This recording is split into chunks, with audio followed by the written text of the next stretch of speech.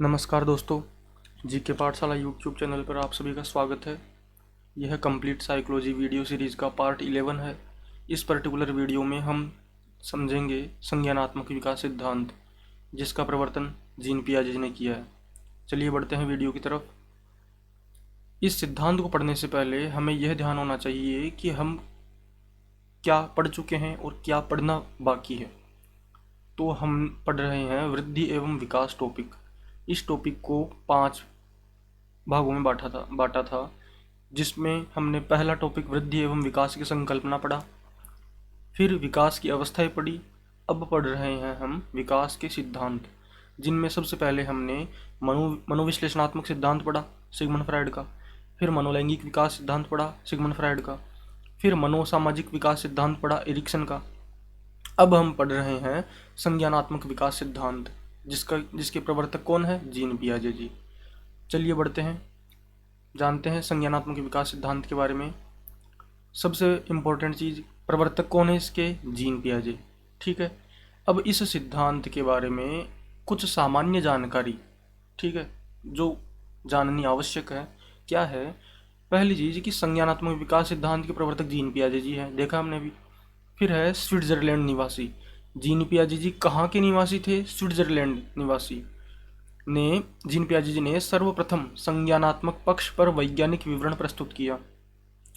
हम पढ़ रहे हैं संज्ञानात्मक विकास सिद्धांत, तो हमें इसका अर्थ ध्यान होना चाहिए कि इस सिद्धांत में किसकी जानकारी प्राप्त कर रहे हैं हम? संज्ञान अर्थात सीखना, यानी कि बाहरी वातावरण से जो ज्ञान प्राप्त करना है वही संज्ञान है। तो बाहरी वातावरण से ज्ञान प्राप्त करने के बारे में समझेंगे हम इस सिद्धांत में। तो संज्ञानात्मक पक्ष पर वैज्ञानिक विवरण सर्वप्रथम किन्होंने प्रस्तुत किया? जीन पियाजे जी ने। आगे है संज्ञान प्राणी का वह ज्ञान है जो उसे बाहरी वातावरण से प्राप्त होता है। ठीक है, संज्ञान का अर्थ क्या हुआ? वह ज्ञान जो व्यक्ति को बाहरी वातावरण से प्राप्त होता है। ठीक है। फिर है संज्ञानात्मक विकास में अवधान, संवेदना, प्रत्यक्षीकरण, संप्रत्यय निर्माण आदि मानसिक क्रियाएं सम्मिलित होती है। बिल्कुल रहेगी, चूंकि संज्ञान यानी कि ज्ञान प्राप्त करना मानसिक क्रिया है, मानसिक पहलू है, तो इसके अंतर्गत मानसिक क्रियाएं सम्मिलित होंगी, इंक्लूड होंगी ऑटोमेटिकली, क्योंकि ये संज्ञान जो है वह स्वयं ही एक मानसिक पक्ष है, मानसिक पहलू है। तो जितनी भी ये अवधान, संवेदना, प्रत्यक्षीकरण, ये क्रियाएं हैं, ये इसमें सम्मिलित होंगी, इंक्लूड होंगी। फिर है जीन पियाजे जी को विकासात्मक मनोविज्ञान का जनक माना जाता है। इम्पोर्टेंट चीज़ है, हमने देखा था कि बाल विकास के जनक कौन है। हमने शुरू में देखा था, जो पहला पार्ट देखा था उसके अंतर्गत हमने देखा था कि बाल विकास के जनक कौन है? स्टैनली हॉल है। किशोर मनोविज्ञान के जनक कौन है? स्टैनली हॉल है। और शिक्षा मनोविज्ञान के जनक कौन है? थार्नडाइक है। पशु मनोविज्ञान के जनक कौन है? थार्नडाइक है। ये सब देखे थे हमने उसी टाइम। उनमें एक चीज़ देखी थी कि विकासात्मक मनोविज्ञान के जनक कौन है? वो जीन पियाजे जी है। तो ये चीज़ यहाँ रिपीट हो रही है। ठीक है।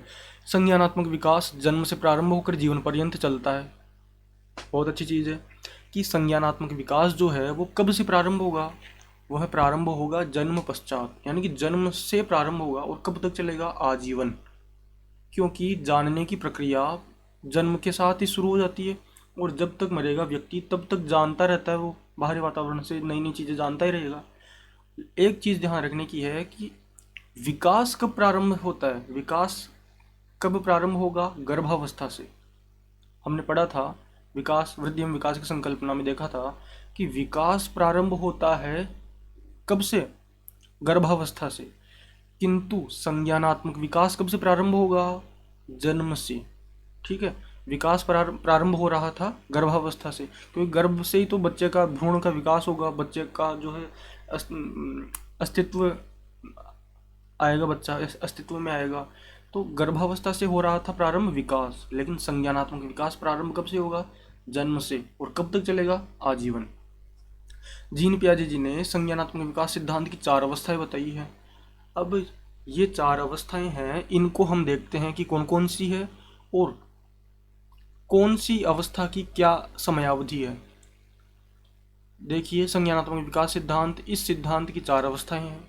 कौन कौन सी है? संवेदी पेशी अवस्था, अंग्रेजी में इसे कहेंगे सेंसरी मोटर स्टेज। फिर है पूर्व संक्रियात्मक अवस्था, प्री ऑपरेशनल स्टेज। तीसरी है मूर्त या स्थूल संक्रियात्मक अवस्था, कॉन्क्रीट ऑपरेशनल स्टेज। और चौथी अवस्था है औपचारिक संक्रियात्मक अवस्था, फॉर्मल ऑपरेशनल स्टेज। तो ये 4 अवस्थाएं हैं संज्ञानात्मक विकास सिद्धांत की, जिसका प्रवर्तन जीन पियाजे ने किया है। अब इन अवस्थाओं में जो दूसरी अवस्था है पूर्व संक्रियात्मक अवस्था, प्री ऑपरेशनल स्टेज, इस अवस्था को 2 पार्ट्स में डिवाइड किया गया है। पहली है प्राक संप्रत्ययात्मक अवस्था, ठीक है, प्री कॉन्सेप्चुअल पीरियड। और दूसरा है अंतः प्रज्ञात्मक अवधि, इनिशिएटिव पीरियड, ठीक है। तो ये जो दूसरी अवस्था थी इसको 2 पार्ट्स में डिवाइड किया। तो ये आपको एक फ्रेमवर्क बन गया होगा, माइंड मैप बन गया होगा कि इस फ्लो चार्ट से कि हमें जो है संज्ञानात्मक विकास सिद्धांत की ये 4 अवस्थाएं हैं, उनमें दूसरी अवस्था को 2 पार्ट्स में बांटा है। अब पढ़ते हैं पहली अवस्था, संवेदीपेशीय अवस्था। संवेदीपेशीय अवस्था, अंग्रेजी में नाम ध्यान रखना है सेंसरी मोटर स्टेज। इसकी अवधि, प्रत्येक अवस्था की अवधि हमें बिल्कुल क्लियर होनी चाहिए। संवेदीपेशीय अवस्था की अवधि है जन्म से लेकर 2 वर्ष तक, यानी कि 0 से 2 वर्ष। जन्म से लेकर 2 वर्ष तक कौन सी अवस्था रहेगी संज्ञानात्मक विकास की? संवेदीपेशीय अवस्था।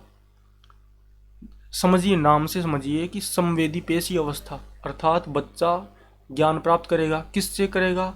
संवेदनाओं के थ्रू, संवेदनाओं के माध्यम से ज्ञान प्राप्त करेगा। तो इस अवस्था का नाम ही क्या दे दिया? संवेदीपेशीय अवस्था, ठीक है। बच्चा ज्ञानेंद्रियों के माध्यम से देख कर, सूंघ कर, सुनकर सीखता है, ठीक है। जब हम देखते हैं कि जो छोटा बच्चा होता है, 2 वर्ष तक का बच्चा, हर चीज़ को अपने हाथ में उठा लेता है, हर चीज़ को जो है मुंह में ले लेता है, हर चीज़ को जो है खाने को करता है, वह जो है अपने ज्ञानेंद्रियों के माध्यम से उस वस्तु को जान रहा है, ठीक है। उस वस्तु की प्रकृति से वाकिफ हो रहा है वो, ठीक है। आगे देखते हैं, वस्तु स्थायित्व का अभाव पाया जाता है।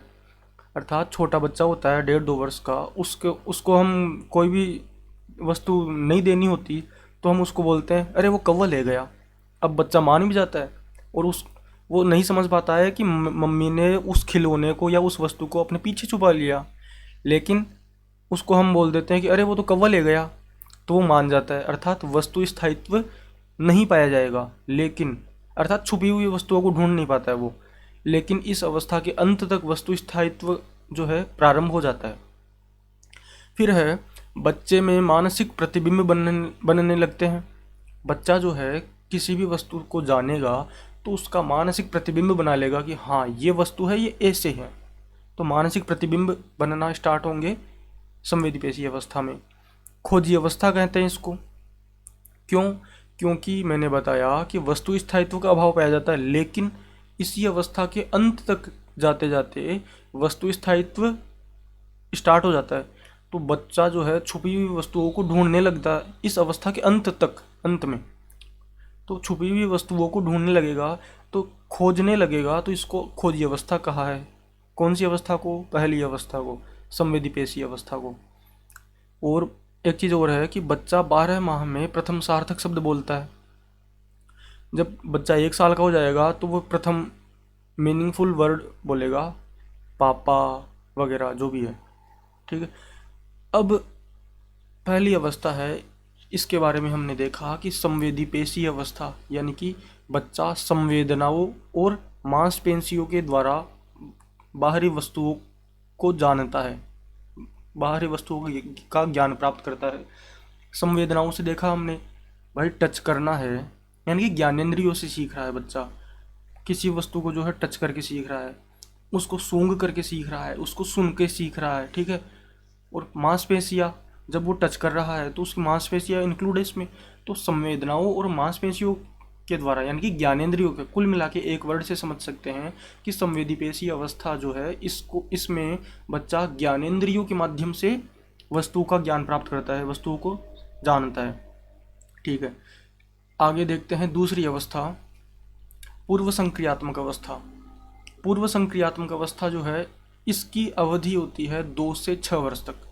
पहली अवस्था थी जो है संवेदीपेशीय अवस्था, उसकी अवधि क्या थी? जन्म से 2 वर्ष। जो ये नेक्स्ट अवस्था है इसकी अवधि क्या है? 2 से 6 वर्ष। यानी कि हम यह कह सकते हैं कि पहली अवस्था और दूसरी अवस्था ये दोनों मिला के शेषवावस्था में शामिल है।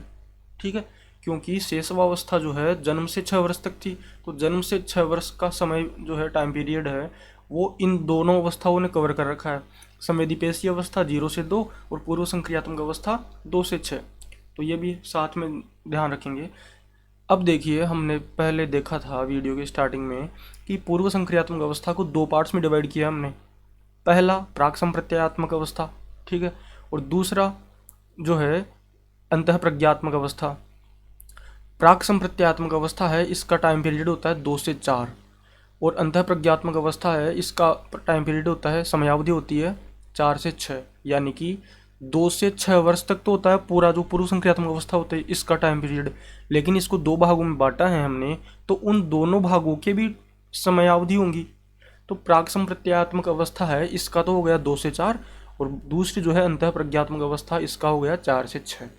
अब हम देखते हैं कि इन दोनों भागों में जो प्राक संप्रत्ययात्मक अवस्था है, इन दोनों अवस्थाओं में कौन कौन सी विशेषताएं होती है इनकी। तो प्राक संप्रत्ययात्मक अवस्था की विशेषताएं देखिए हम, तो सबसे पहले देखिए कि आत्म केंद्रित अवस्था है ये, यानी कि जो 2 से 4 वर्ष तक का बच्चा होता है जो प्राक संप्रत्ययात्मक अवस्था में होता है, उसमें आत्म केंद्रितता पाई जाएगी। आत्म केंद्रितता क्या है ये हम देखेंगे, एक कार्टून इमेज के द्वारा बताऊंगा मैं इसे। लेकिन एक मोटे रूप में आप ये समझ लीजिए कि आत्म केंद्रितता यानी आत्म यानी स्वयं, केंद्रित यानी स्वयं के विचार जो है उनको प्रायोरिटी देगा बच्चा, खुद के विचारों को सर्वोपरि मानेगा। तो बच्चा जो खुद बोले वो सही है, जो दूसरे बोले वो गलत है, ये अवस्था होती है 2 से 4 की। आत्म केंद्रित अवस्था कहेंगे, इसका दूसरा नाम है। तो प्राक संप्रत्ययात्मक अवस्था का दूसरा नाम क्या हुआ? आत्म केंद्रित अवस्था, ठीक है, ईगोसेंट्रिज्म। फिर है अनुकरण की प्रवृत्ति, इमिटेशन। बच्चा जो है किसी भी कार्य को अनुकरण के माध्यम से सीखेगा, ठीक है। बच्चा जो है कुछ भी उसके आसपास के लोग, उसके परिवार के लोग कुछ भी काम कर रहे हैं तो उनको देखेगा और उनका अनुकरण करेगा, ठीक है। तो अनुकरण की प्रवृत्ति किस अवस्था में पाई जाती है? इमिटेशन की प्रवृत्ति किस में पाई जाएगी? प्राक संप्रत्ययात्मक अवस्था में। और अगर ऑप्शन हो पूर्व संक्रियात्मक अवस्था तो ऑब्वियसली बात है, चूंकि प्राक संप्रत्ययात्मक अवस्था इंक्लूड मतलब एक पार्ट है पूर्व संक्रियात्मक अवस्था का, तो ऑप्शन कौन सा सही होगा? पूर्व संक्रियात्मक अवस्था, ठीक है। फिर है प्रतिमूर्ति निर्माण, इमेज फॉर्मेशन। बच्चा जो है 2 से 4 वर्ष का बच्चा, हम देखते हैं कि बच्चे खिलौनों के साथ खेलते हैं और उनको अपना दोस्त बनाते हैं, उन्हीं के साथ खाना खाएंगे, उन्हीं के साथ सोएंगे, ठीक है। तो गुड़िया कोई लड़की है वो गुड़िया को दोस्त समझती है, ठीक है, और हर जो है अपने मन की बात उससे करती है, उसके साथ बातें करती है, यानी कि उसने इमेज फॉर्मेशन किया उस गुड़िया को कि हाँ ये मेरी दोस्त है, मेरी सहेली है, और उसी के साथ खाना खा रही है, ठीक है, उसी के साथ जो है सोएगी तो उसको साथ लेके सोएगी। तो ये किसका उदाहरण हुआ? इमेज फॉर्मेशन का। कौन सी अवस्था का उदाहरण है ये? कौन सी अवस्था की विशेषता है ये? प्राक संप्रत्ययात्मक अवस्था की, जिसका टाइम पीरियड है 2 से 4 वर्ष, ठीक है। फिर है जीववाद। जीववाद को इंग्लिश में कहेंगे एनिमिज्म। एनिमिज्म यानी कि निर्जीव वस्तुओं को भी सजीव समझना, ठीक है। बच्चा 2 से 4 वर्ष का जो बच्चा होता है वो निर्जीव वस्तुओं को भी जो है ऐसे समझता है कि इनमें भी जीव है। जैसे बच्चा चल रहा है, उसके जो है ठोकर लग गई, मान लो दरवाजे के पास ठोकर लग गई, वो रोने लग गया, उसकी माँ आई, माँ बोली बेटा क्या हुआ? तो बच्चा क्या बताएगा? मम्मी इस दरवाजे ने मेरे को मारा। अब बच्चा जो है, जो दरवाज़ा है वो निर्जीव है, लेकिन उसको भी सजीव मानते हुए क्या कह रहा है कि इस दरवाजे ने मुझे मारा। अब मम्मी क्या करेगी? दरवाजे के पास जाएगी और झूठी उसको जो मतलब झूठ मूठ में उसको थप्पड़ मारेगी, बच्चा खुश हो जाएगा। तो ये सब क्या है? एनिमिज्म। एनिमिज्म का उदाहरण है ये, जीववाद का। एक और उदाहरण है फेमस कि बच्चा जब ये कहता है कि आज सूरज बड़ा उदास है, ये सूरज है, ठीक है, लिखा हुआ, तो आज सूरज बड़ा उदास है। अब बच्चा जब यह कह रहा है कि सूरज बड़ा उदास है, तो बच्चा यह जान नहीं पा रहा है कि सूरज तो निर्जीव है, लेकिन उसमें भी सजीवता का चिंतन कर रहा है कि सूरज में भी जीव है और आज बहुत सैड है ये, ठीक है। तो जीववाद का अर्थ यही है कि बच्चा निर्जीव वस्तुओं में भी जो है जीवन की संकल्पना करता है, निर्जीव वस्तुओं को भी मानता है कि हाँ इनमें भी जीव है। ठीक है, यस। आगे है आत्मकेंद्रितता। अब एक चीज़ और देखिए, जितने भी ये कॉन्सेप्ट्स है ना, जीववाद है और ये आत्म ईगोसेंट्रिज्म है, ये अगर यहाँ समझ रहे हैं आप तो वो वेल डन, बहुत अच्छी बात है। इनको मैं जो है नेक्स्ट स्लाइड में जो है कार्टून इमेज के द्वारा भी रिप्रेजेंट करूँगा ताकि अच्छे से समझ में आए। फिर है आत्मकेंद्रितता, अहमवादी यानी कि ईगोसेंट्रिज्म। आत्म केंद्रित या अहमवादी प्रवृत्ति कौन सी अवस्था की विशेषता है? प्राक संप्रत्यात्मक अवस्था की। अरे इसीलिए तो इस अवस्था का दूसरा नाम ही हमने पहले देखा, आत्म केंद्रित अवस्था। ठीक है, ईगोसेंट्रिज्म। ईगोसेंट्रिज्म मैंने पहले बताया कि बच्चे द्वारा स्वयं की बातों को ही महत्व देना। ठीक है, बच्चा जो है जो खुद सोचेगा उसी को सही मानेगा। ठीक है, जो खुद के विचार होंगे उनको सर्वोपरि मानेगा।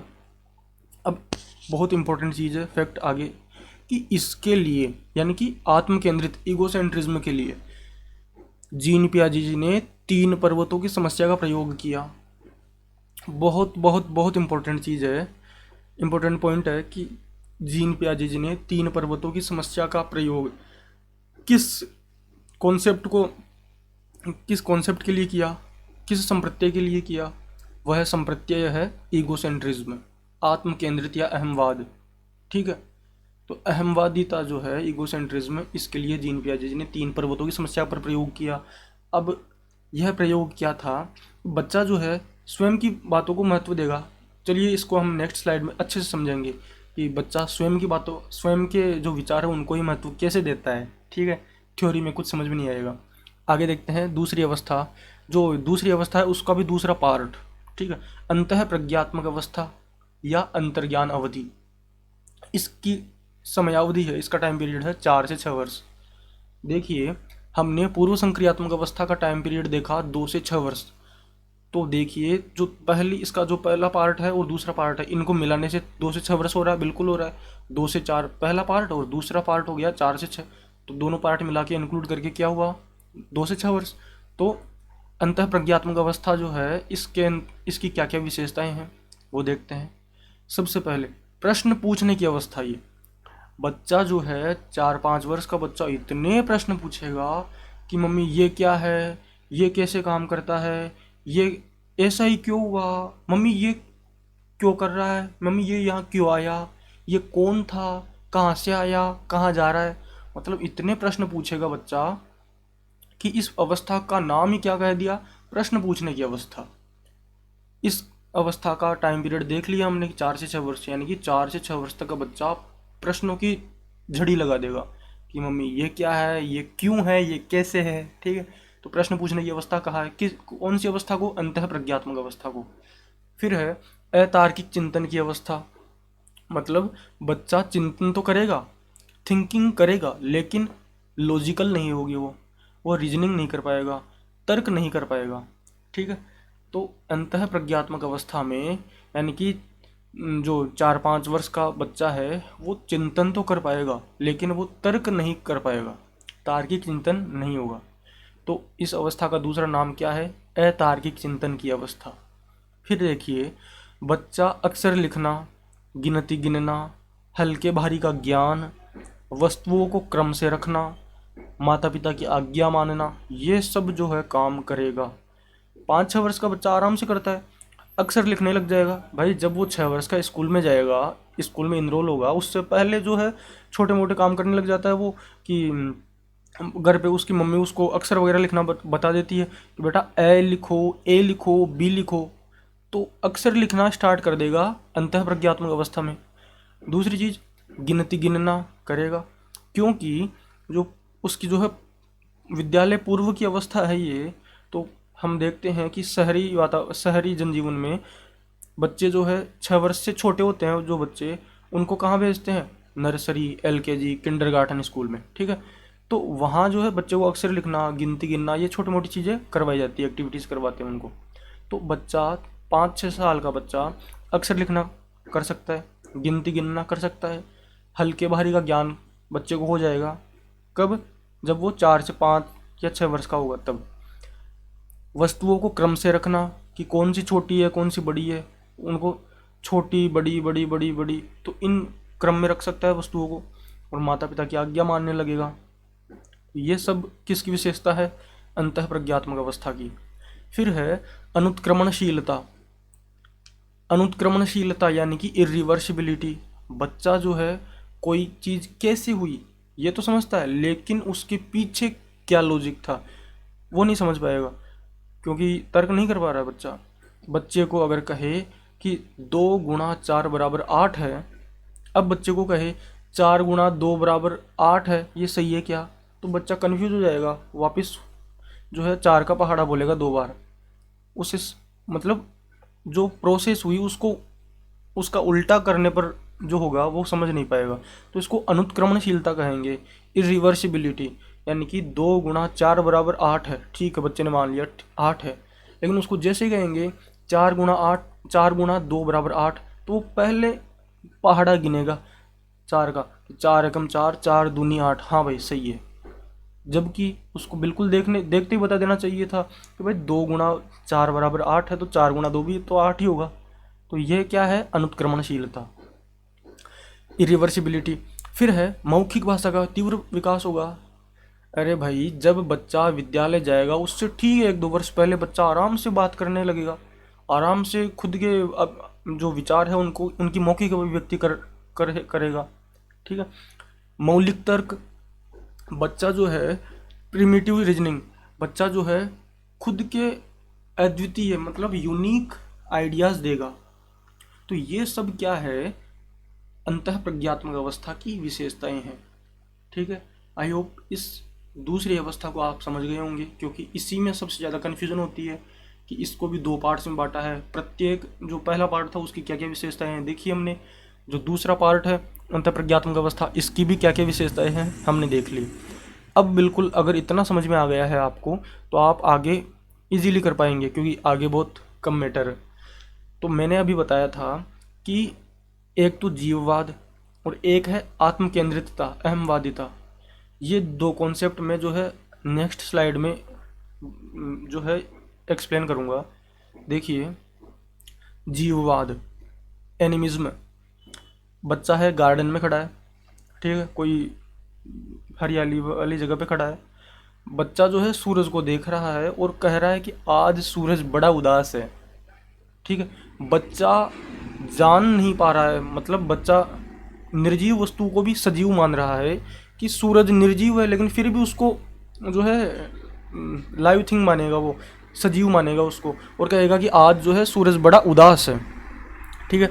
तो सूरज निर्जीव था फिर भी उसमें सजीवता की का चिंतन किया बच्चे ने, तो यह क्या हुआ? जीववाद का उदाहरण है। एक और उदाहरण, बच्चा मैंने अभी बताया था, एक्सप्लेन किया था कि बच्चा जो है जा रहा था, गिर गया, तो माँ ने पूछा बेटा क्या हुआ, क्यों रो रहा है? तो उसने बताया कि दरवाजे ने मुझे मारा, ठीक है। दरवाज़ा मार नहीं सकता, निर्जीव है, लेकिन वो मान रहा है कि ये इसी ने मारा मेरे को, ठीक है। बच्चा जो है कुर्सी पे था, बैठा हुआ था, गिर गया।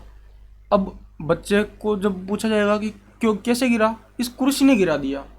अरे भाई कुर्सी निर्जीव है, उसको भी वो सजीव मान रहा है कि इसने गिराया मुझे, ठीक है। तो ये सब किसका उदाहरण हुआ? जीववाद का। और ये जो जीववाद है किसकी विशेषता है? दूसरी अवस्था है पूर्व संक्रियात्मक अवस्था, इसकी विशेषता है। लेकिन इसके अंदर भी डिटेल से पूछे कि इसके अंदर भी किसकी विशेषता है, तो पूर्व संक्रियात्मक अवस्था का जो पहला पार्ट है उसकी विशेषता है, ठीक। हाँ, अब देखिए दूसरा कॉन्सेप्ट, ईगोसेंट्रिज्म, आत्म केंद्रित या अहमवादी। ईगोसेंट्रिज्म ये क्या है चीज़? यानी कि बच्चा अपने विचारों को सर्वोपरि मानेगा। कैसे? ये एक गिलास है, ठीक है। इस गिलास में मान लो 250 ml जूस है ये, ठीक है।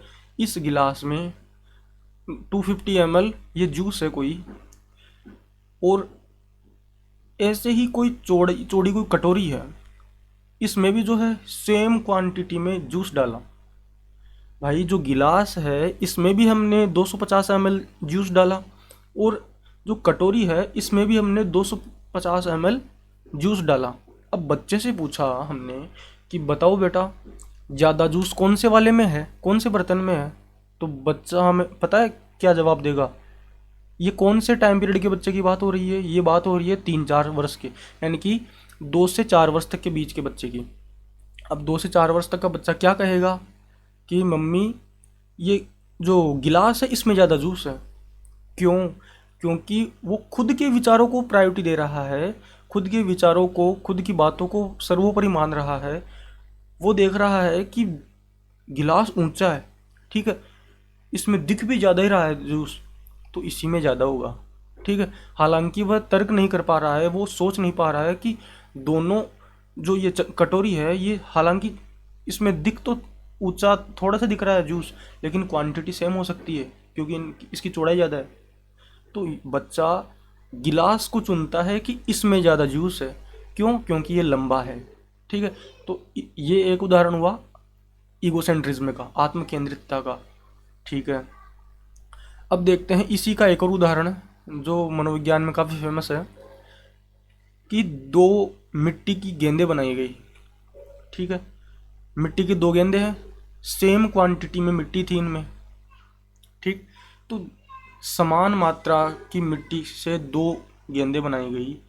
इन गेंदों में जो पहली गेंद है इसको बेलन से बेला गया, मतलब बेलन से रोटी बना दी एक तरह से, मान लीजिए कि जो मिट्टी की बॉल थी उससे से बेलन बेलन से इसको बेला, और उसको मतलब छोटा सा बेला उसको, हालांकि रहेगा मोटा, मोटी रहेगी। जो ये पहली बॉल है इसको बेला हमने, तो ये मोटी रहेगी क्योंकि हमने इसको छोटे से आकार में बेला है।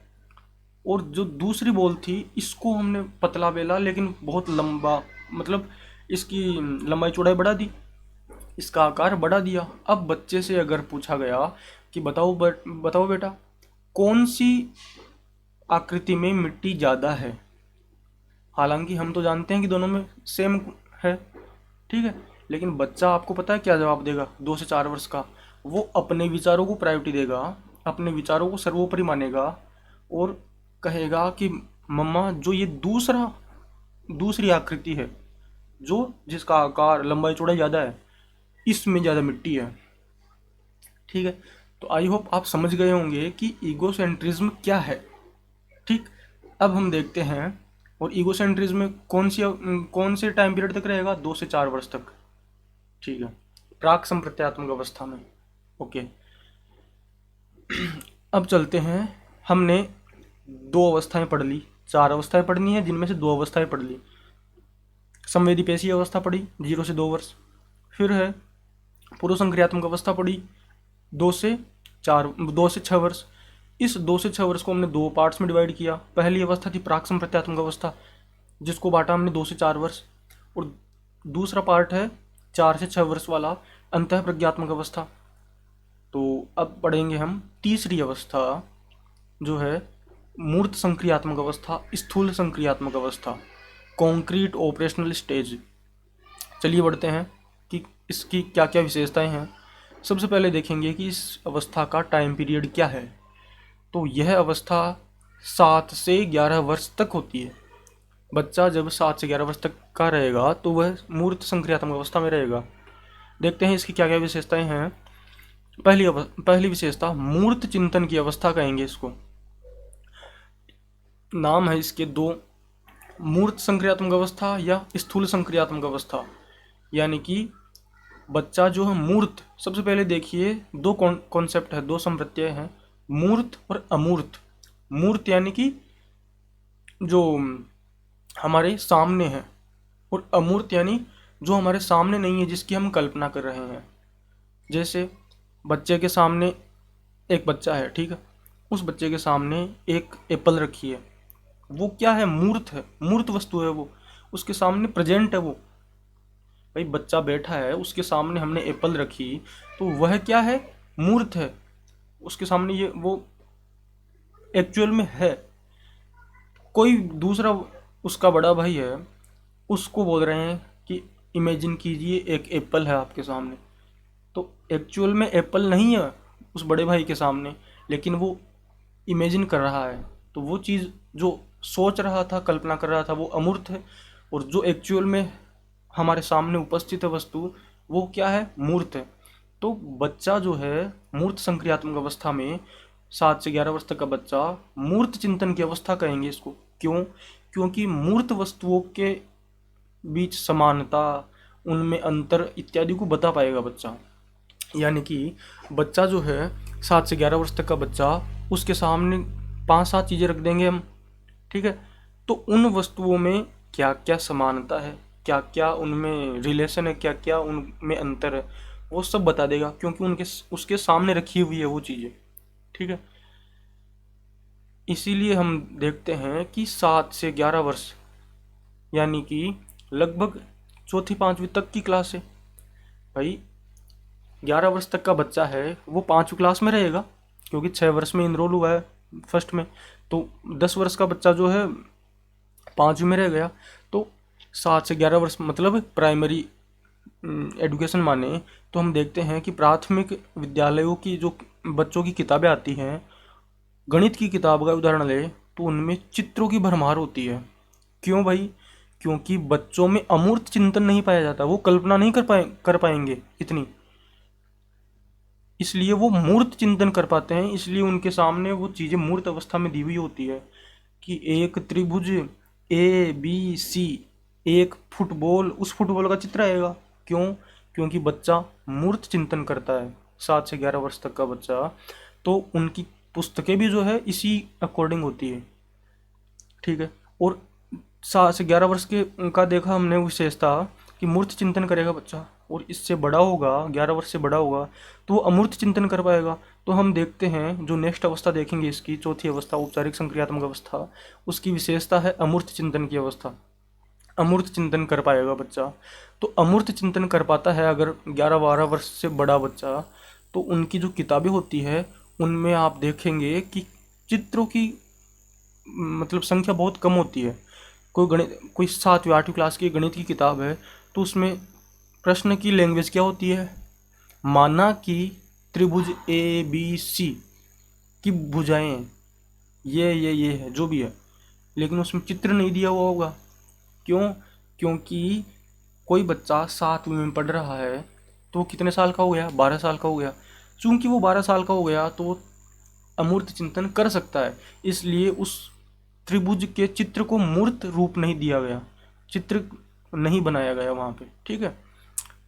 तो ये चीज़ हो गई, मूर्त चिंतन क्या होता है, अमूर्त चिंतन क्या होता है, ये देखा हमने। हाँ, तो मूर्त या स्थूल संक्रियात्मक अवस्था जो है तीसरी अवस्था, इसका टाइम पीरियड होता है 7 से 11 वर्ष तक। इसकी पहली विशेषता हम देख रहे हैं कि मूर्त चिंतन की अवस्था है, यानी कि बच्चा सामने रखी हुई दो वस्तुओं में तुलना करना, अंतर करना, समानता बताना आदि कर लेता है, ठीक है। बच्चे के सामने, यानी कि कोई चौथी पांचवी क्लास का बच्चा है, उसके सामने आप जो है 2 पेंसिलें रख दो, एक छोटी एक बड़ी, ठीक है। एक तो छोटी सी पेंसिल है, एक बड़ी सी पेंसिल है, रख दो, और बच्चे को बोलो कि इनमें क्या रिलेशन है, क्या संबंध है, इनमें क्या समानता है, क्या अंतर है। तो बच्चा बता देगा कि एक छोटी एक बड़ी है। क्यों? क्योंकि उसके सामने रखी हुई है, उनमें वो मूर्त चिंतन कर सकता है, ठीक है। दूसरी विशेषता कि बालक दिन, तारीख, माह, वर्ष बताने लगता है। खुद ही सोचिए कि चौथी पांचवी क्लास तक के बच्चे आराम से बता पाएंगे भाई, तीसरी चौथी पांचवी के बच्चे क्यों नहीं बताएंगे कि आज कौन सा डे है, ठीक है, क्या तारीख है आज, कौन सा महीना चल रहा है, कौन सा वर्ष चल रहा है, आराम से बताएंगे, ठीक है। उत्क्रमणशीलता, जो हमने दूसरी अवस्था का जो सेकंड पार्ट था, पूर्व संक्रियात्मक अवस्था को 2 पार्ट्स में बांटा था, उनमें जो दूसरा पार्ट था अंतः प्रज्ञात्मक अवस्था, उसकी विशेषता देखी थी हमने अनुत्क्रमणशीलता, इरिवर्सिबिलिटी। अब वही जो है उत्क्रमणशीलता है मूर्त संक्रियात्मक अवस्था की, यानी कि रिवर्सिबिलिटी। बच्चा जो है कोई संक्रिया हुई, कोई काम हुआ, कोई हुआ, जो भी है एक्शन हुआ, वो एक्शन कैसे हुआ उसको रिवर्स कर पाएगा। 2 × 4 = 8 है तो वो ऑटोमेटिकली समझ जाएगा 4 × 2 = 8 ही है, ठीक है। फिर है प्रतिवर्ती या क्रमिक चिंतन, बच्चा जो है क्रम से चिंतन कर पाएगा, क्योंकि चिंतन स्टार्ट कर रहा है, वो जो उसके सामने रखी हुई है मूर्त अवस्था में वस्तुएं हैं उनके ऊपर तो चिंतन कर ही रहा है, तो वो चिंतन क्रमिक रूप से करेगा। आत्मनैतिकता शुरू होती है। बिल्कुल इम्पोर्टेंट चीज़ है कि आत्मनैतिकता कब प्रारंभ होती है, स्वायत्त नैतिकता की अवस्था कौन सी है, तो कौन सी अवस्था है ये, मूर्त संक्रियात्मक अवस्था। ठीक है, इस अवस्था में तीन संप्रत्ययों का विकास हुआ है होता है।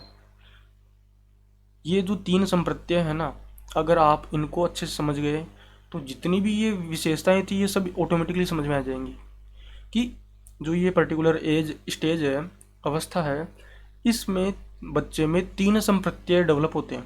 कौन कौन से, संरक्षण, संबंध, वर्गीकरण। समझ गए होंगे आप। बच्चा अपने सामने रखी हुई दो वस्तुओं में क्या संबंध है, वर्गीकरण कर पाएगा, यानी कि उनमें अंतर बता पाएगा, तो ये सब चीज़ें कर पाएगा। तो बच्चे में तीन संप्रत्ययों का विकास होता है, संरक्षण, संबंध और वर्गीकरण। तो ये थी हमारी तीसरी अवस्था, ठीक है, संज्ञानात्मक विकास सिद्धांत की।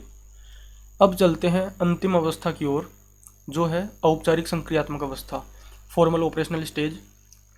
यह इसका टाइम पीरियड क्या होगा, 11 वर्ष पश्चात। ध्यान रखिए 11 वर्ष से लेकर किसी पर्टिकुलर एज तक नहीं है ये, क्योंकि हमने स्टार्ट में, इस वीडियो के स्टार्ट में डिस्कस किया था कि संज्ञानात्मक विकास कब से कब तक होता है, जन्म से लेकर जीवन पर्यंत। तो 11 वर्ष से लेकर कब तक होगा, मृत्यु पर्यंत, ठीक है, जब तक आजीवन रहेगा मतलब। तो 11 वर्ष से स्टार्ट होगी कौन सी अवस्था, औपचारिक संक्रियात्मक अवस्था, और आजीवन चलेगी। ठीक है, औपचारिक संक्रियात्मक अवस्था की क्या क्या विशेषताएं हैं। सबसे पहले है अमूर्त चिंतन की अवस्था। दोबारा डिस्कस नहीं करूंगा क्योंकि इससे पहले जो अवस्था थी उसके साथ ही मैंने कर लिया कि अमूर्त चिंतन जो है 11 वर्ष के बाद बच्चे में पाया जाएगा। जो 7वीं 8वीं के बच्चे होते हैं उनकी गणित की किताब का उदाहरण दिया था मैंने, उनमें आता है माना कि त्रिभुज ABC, उस पुस्तक में त्रिभुज का चित्र नहीं होगा, क्योंकि जो पुस्तक लिखी है जिसने, उसको पता है कि बच्चा जो है औपचारिक संक्रियात्मक अवस्था में है, बच्चा जो है अमूर्त चिंतन कर पाएगा, जो चीज़ उसके सामने नहीं है उसके बारे में भी वो कल्पना कर पाएगा। ठीक है, अमूर्त चिंतन की अवस्था हो गई। तार्किक चिंतन की अवस्था, बच्चा जो है लॉजिक लगा पाएगा, लॉजिकल थिंकिंग करेगा। परिकल्पनात्मक निगमनात्मक तर्कणा पाई जाती है, बच्चा जो है पेंडुलम की समस्या का हल करेगा, क्योंकि बच्चे में जो है लॉजिक पाया जाएगा कि कोई भी चीज़ है वो किस प्रकार से जो है स्टेबलाइज हुई है, किस प्रकार से वो होती है एक्चुअल में। तो वो उसमें जो है परिकल्पनात्मक निगमनात्मक तर्कणा पाई जाएगी। तो बच्चा पेंडुलम की समस्या है इसको भी हल कर पाएगा। नैतिक तर्कणा का विकास होता है, बहुत इंपॉर्टेंट चीज़ है। हालांकि ये ऐसे नहीं पूछेंगे कि नैतिक तर्कणा का विकास कौन सी अवस्था में होता है, बिल्कुल, पर ये पूछ सकते हैं कि नैतिक तर्कणा का विकास कौन सी समयावधि में होता है। 10 वर्ष से लेकर 16 वर्ष की अवधि तक होता है नैतिक तर्कणा का विकास। और चूंकि 10 से 16 वर्ष किस में इंक्लूड है, 11 वर्ष पश्चात है, तो मैंने इसको यहीं लिख दिया है। तो नैतिक तर्कणा का विकास 10 से 16 वर्ष की अवस्था तक होता है। तो औपचारिक संक्रियात्मक अवस्था की हमने विशेषताएं देखी। अब ये तो हो गई 4 अवस्थाएं, संज्ञानात्मक विकास सिद्धांत की 4 अवस्थाएं हमने देखी, डिस्कस किया। अब इन अवस्थाओं के साथ ही जीन पियाजे जी का जो है योगदान है, क्या है, जीन पियाजे जी ने कुछ शब्द दिए हैं। ठीक है, ध्यातव्य बिंदु कि जीन पियाजे जी का योगदान क्या है मनोविज्ञान में या शिक्षा में। तो जीन पियाजे जी ने कुछ नए शब्द दिए हैं। पहला है, देखिए, पहला है स्कीम्स। स्कीम्स का अर्थ होता है व्यवहार का निश्चित पैटर्न। ठीक है, व्यवहार का निश्चित पैटर्न किसे क्या कहलाता है, स्कीम्स। दूसरा शब्द दिया है इन्होंने स्कीमा, बहुत इंपॉर्टेंट चीज है स्कीमा। स्कीमा का अर्थ क्या है, वातावरण द्वारा अर्जित ज्ञान की संरचना ही स्कीमा कहलाती है। ठीक है, और स्कीमा जो है यह जीव विज्ञान का शब्द है। ये भी पूछा गया है परीक्षाओं में कि स्कीमा जो है कौन से, मतलब कहाँ से लिया गया है शब्द, तो जीव विज्ञान से लिया गया है। फिर है तीसरा शब्द अनुकूलन। हम क्या पढ़ रहे हैं कि जीन पियाजे जी का योगदान, कि जीन पियाजे जी ने कौन कौन से नए शब्द दिए, नए संप्रत्यय दिए। सबसे पहला कॉन्सेप्ट पढ़ा हमने, संप्रत्यय पढ़ा स्कीम्स, व्यवहार का निश्चित पैटर्न इसका अर्थ हुआ। फिर है दूसरा पढ़ा स्कीमा अर्थात वातावरण द्वारा अर्जित ज्ञान की संरचना, और ये स्कीमा जो वर्ड है ये कहाँ से लिया गया है, जीव विज्ञान से लिया गया है। फिर तीसरा कॉन्सेप्ट दिया, तीसरा संप्रत्यय दिया इन्होंने, जीन पियाजे जी ने, अनुकूलन। सबसे इंपॉर्टेंट चीज है, देखिए कि अनुकूलन, अनुकूलन के अंतर्गत 3 क्रियाएं आती है। अब वो 3 क्रियाएं कौन कौन सी है? सबसे पहले देखिए आत्मीकरण, आत्मीकरण एसिमिलेशन, आत्मीकरण। दूसरा है समायोजन एकोमोडेशन, और तीसरा और अंत में है संतुलन यानी साम्य धारण इक्विलिब्रेशन। पहला पढ़ेंगे हम आत्मीकरण। क्या पढ़ रहे हैं हम कि जीन पियाजे जी ने जो 3 कॉन्सेप्ट दिए हैं, स्कीम्स, स्कीमा और अनुकूलन, अनुकूलन को पढ़ रहे हैं तो अनुकूलन के अंतर्गत 3 क्रियाएं इंक्लूड है, आत्मीकरण, समायोजन और संतुलन। पहला पढ़ते हैं हम आत्मीकरण। आत्मीकरण यानी एसिमिलेशन। आत्मीकरण का अर्थ क्या हुआ? बच्चा जो है पूर्व अनुभवों को आत्मसात कर समस्या का समाधान करता है। यानी कि ये जो तीनों क्रियाएं हैं ना, आत्मीकरण, समायोजन और संतुलन, ये तीनों क्रियाएं इन तीनों क्रियाओं से गुजरकर बच्चा जो है सही ज्ञान प्राप्त करेगा। जैसे कोई बच्ची जू में जाती है, ठीक है, जू में जाकर वो उस एक ऊँट को देखती है, तो ऊँट को देखती है तो अपने पूर्व अनुभवों को आत्मसात करेगी। वो आत्मीकरण समझ रहे हैं हम, कि वो अपने पूर्व अनुभवों को आत्मसात करेगी और समस्या का समाधान करेगी। अब उसने पहली बार जो है ऊँट को देखा, इतने दिन उसने ऊँट को नहीं देखा था, लेकिन उसको पता है कि उसके पड़ोसी के घर एक घोड़ा है, ठीक है, यानी कि उसने घोड़े को देख रखा है, वो उसका घोड़ा देखना उसका पूर्व अनुभव हुआ। तो उसने जो पूर्व अनुभव था यानी कि घोड़ा था, उसका संबंध इस नए जानवर से बैठाया, ठीक है। एक बच्ची जो जू में जाती है, चिड़ियाघर में जाती है, और वहाँ उसने एक ऊँट देखा, तो अपने जो पूर्व अनुभव है ना, उनके साथ संबंध बैठाएगी, उनको आत्मसात करेगी, और उनके साथ संबंध बैठाते हुए जो है उस समस्या का समाधान करेगी कि ये है क्या, कौन सा जानवर है। तो वो सोचेगी कि जो घोड़ा है ना, उसके भी 4 पैर हैं, इसके भी 4 पैर हैं, उसके भी एक पूंछ है, इसके भी पूंछ है, इसके जो घोड़ा था उसके भी जो है मुंह है, इसके भी है। और उसको जो है घर वाले सब घोड़ा बोलते हैं, तो वो लड़की भी उस ऊँट को क्या बोलती है, अरे देखो वो घोड़ा। आत्मीकरण को समझ रहे हैं हम। आत्मीकरण का अर्थ हुआ कि बच्चा अपने पूर्व अनुभवों को आत्मसात करके समस्या का समाधान करता है। बच्ची जो है चिड़ियाघर में गई, ऊँट देखा, लेकिन उसे पता नहीं था, पहली बार देख रही है ऊँट को, तो उसने अपने जो पहले के अनुभव थे, पहले का जो ज्ञान था, उसके आधार पे उसका नामकरण कर दिया कि मैंने घोड़ा देखा है, उसके 4 पैर है, इसके भी है, पूँछ है उसके, इसके भी है, मुंह था उसके भी, इसके भी है, तो ये बिल्कुल घोड़ा ही है, ठीक है। उसने अपने पूर्व अनुभव के आधार पर उस समस्या का समाधान कर दिया कि ये कौन सा जानवर है, ये घोड़ा है। तो जू में बच्ची द्वारा ऊँट को घोड़ा कहना कौन सी क्रिया का उदाहरण है? आत्मीकरण का उदाहरण है।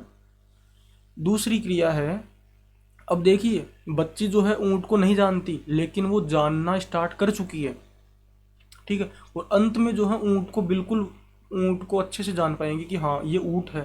तो जानने की प्रक्रिया ही तो संज्ञान है।